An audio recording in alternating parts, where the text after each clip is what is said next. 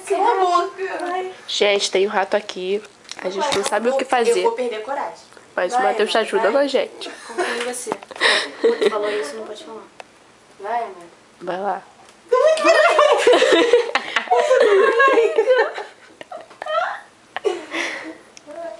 Só tinha um, né, gente? Só um, era bem pequenininho. Bem pequenininho.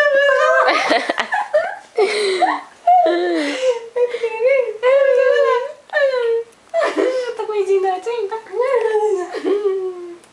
Vai, Amada.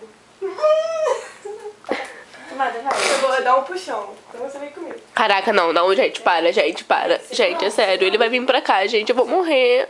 Ai. Amada, fica tranquila. Segura esse, amor. Amada, segura.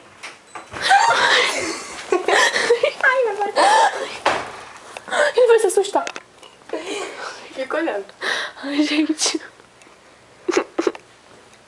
Sei como é que ele se assustou. Ele já deve ter ido embora, Pô, será? cara, minha Coca-Cola tá lá em cima. Eu acho que ele já deve ter ido embora, sabe por quê? Indo embora por onde? Ele não se... Gente, Gente, ele não tem osso. Qual a parte você não vê que ele tem osso, querida? Ele com certeza ia se assustar, cara. Porra, Matheus é foda. Porra, Matheus é foda mesmo. Vou mandar esse idiota. Tá com o chinelo lá na sala pra ele. Tá doida? Tá doida? Você tá pirando, minha filha? Cara.